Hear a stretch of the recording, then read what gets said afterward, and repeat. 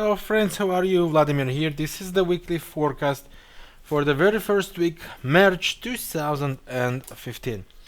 Well, before I go over the technical things, quickly let's take a look over the fundamental. This is going to be a very busy week. Starting right today with the final manufacturing PMI from China.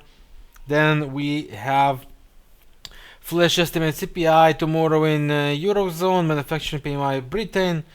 And the main event tomorrow would be, of course, the cash rate in Australia, which is expected to drop down. Then we have the statement, of course, expect an action on the Australian pairs. Tuesday is going to be busy, basically on Euro and Britain area. And we have a speech from Yellen, of course, GDP from Australia. Wednesday starts to get us close to the non-farm payrolls. On Friday we have the ADP to be published, and we have cash rate in Canada. We have trade balance in Australia later on. Thursday, very busy week again for the Britain and Eurozone with their cash rate, and Friday, the main event of the entire week, non-farm payroll. As we already know, non-farm payrolls week tend to be annoying sometimes with trading. Moves could be not clear, some ranges could occur, and some zigzags and false break may happen. So it's very important to keep very low risk on non-farm payrolls weeks. It could work, of course, both ways. So, but basically, non-farm payrolls week, because of the expectation for the non-farm payroll report itself, the market tend to be less volatile than normal. Let's start now with the technical view. The first pair on the list is Euro Pound. This pair is making a very massive drop down, and I think we still have room to drop. We are going to the bank zone starting from 0.1750 down to 0.6850 and maybe even down to 0.6750, the final area. This is going to be the duplication of this wave. Each of these two waves is built by two waves itself. This one and this one and this one should be two. So basically we have more to go, but prepare yourself, because from here we are going to have a lot of action. This is a very serious area, right, starting from 0.7050 and a bit lower. This pair is going there very likely. You can expect a lot of action right there. Monthly chart is about to form extreme very soon. Last time it happened on the monthly chart was right back then on 1997, believe it or not. See that? That was the last time here. We got small reaction of, small, 900 pips, even bit more, then drop down, and then we all remember the reversal happened. Now I don't claim that's exactly what's going to happen. I do claim, though, this extreme will bring a lot of bullish fight, so pay attention to that. Same about the weekly chart, which is approaching right there. Last time it happened on the weekly chart happened way back then, again on same 1997, and we already talked about what happened since then. And of course the daily chart is approaching a monster divergence. Basically, I think the daily chart is also about to duplicate itself. This wave we have right here. So again, it brings us pretty much to the same place. So basically, on the short term, every small rally, drop down to the 1 hour chart, 4 hour chart, every rally is opportunity to go for a sell. In this case, with bearish hidden divergence. The next rally could bring continuing divergence or another hidden divergence. Whatever it is, every rally still brings us in a sell. We have more to go. But get ready, because whenever the next buy is about to take place, it's going to be massive. Really massive.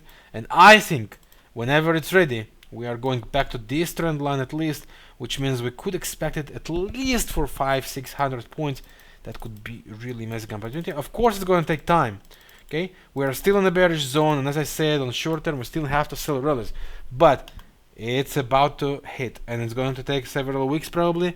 But when it happens, bidder, this opportunity will be amazing.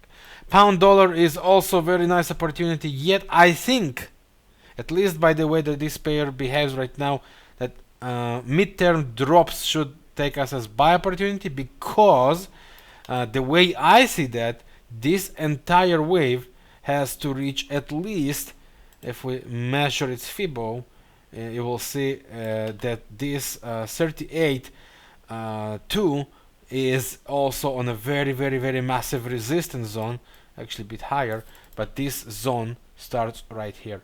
Okay, so basically very likely to believe this pair is going to displace. That's what I think is about to happen. I still remain bullish in my mind for this pair, but watching on a daily chart and 4-hour chart combo, I think we're about to get double. That was 1, 2, 3, 4. Now we should get 1, 2, 3, 4. So basically, I think this pair has more probability to make one more drop down. From here, I would be definitely looking for buy opportunities. So basically, as for now, I still remain bearish on the short term, and basically as explained on Friday. Okay, I just continue with my momentum here, and if I'm wrong and the last high will be broken, we can say we are going for new highs. But so far, I remain bearish first of all on the short term, then switch to bullish. The only way I will remove and be bearish for the long run would be if this pair will somehow break below this support zone. It will make me think then. Okay, but so far I am very, very, very bullish in my mind. On the midterm and short term, very bearish in my mind. About the euro dollar, well, I don't know. I think that this pair has more to go, 110, 108 or so, but once again I will claim and say euro is about to hit monthly extreme and weekly extreme combination, which is already there.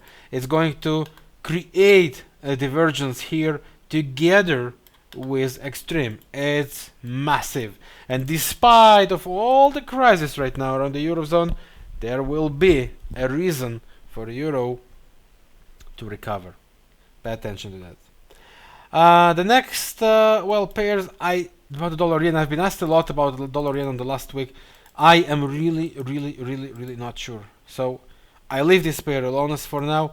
I still think the breakdown below this trend line should bring down. I cannot tell, I read the chart too well of the dollar yen right now currently. I will not be surprised if we reach final high of 124, 123 or something like that. I would also not be surprised if we're dropping down seriously from here. Really, no idea. So from my point of view, it's best to leave it alone. The next one is dollar Canadian, which I think has more possibility of a down move, but it's a bit tricky because it has 3 spots from the bottom and it has 3 spots from the top. It's about to make a break.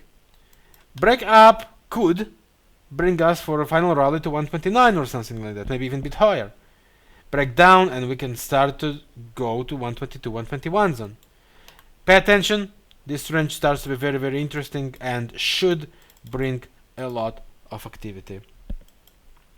New Zealandian dollar is probably about to complete its triple wave, 1, 2, 3, 4. So we should get going to 0.76, 70, 0.77, something like that. It would be around weekly 20 MA, maybe even a bit more. So basically, I still think buy dips on the midterm. We did enjoy from this sell last week. As explained on forecasts, of course. Now the possibility is, of course, for new highs to be taken. Every drop down is yet, from my point of view, is opportunity to buy. Now about the Australian dollar, it's a bit tricky because the news and the cash rate there could start to be the next final drop of this pair back to 0.79 or so. So pay attention for this small range. It started to develop, break below that, and we could start talking about the next wave down. So basically, the way monthly chart and weekly chart combo looks, there is still more chances for a sell rather than a buy. So careful with the buy here. And Aussie Kiwi should continue for its next bottom. 102, 101, probably even a bit lower. So from my point of view, the way it looks right now, if we get any rally back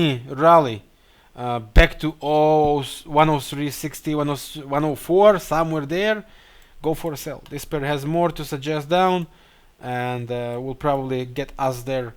I don't see any reason at least at this stage, for a bullish move for this pair.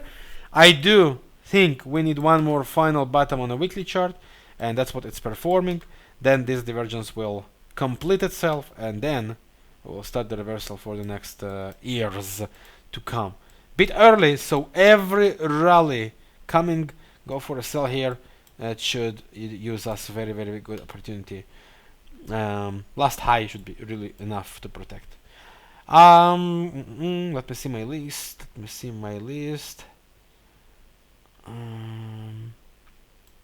Talked about that. No, basically that's all. Believe it or not, I have few more pairs I start to have on my watch list. Potential Euro Kiwi, but again, it's not yet. I need it lower in order to go for a buy. How much lower? Well, there is a trend line. If we connect it here, so basically that's where I expect an action. 144, 143 or something like that. So I remain bearish on the short term. And pound Kiwi, I think it's about to be very, very interesting here, because it makes band to band back to the middle. Could be perfect buy opportunity, and that's what I think we should get ready for. The probability of duplication here, and from this place we might start to face good reactions for a buy side for pound Kiwi. So start to pay attention. We are getting very, very, very close. And a bit about investment. From my point of view, natural gas is on a massive zone. It duplicated this way. It's almost on the low of all times. That's how good investment opportunity look like. Why?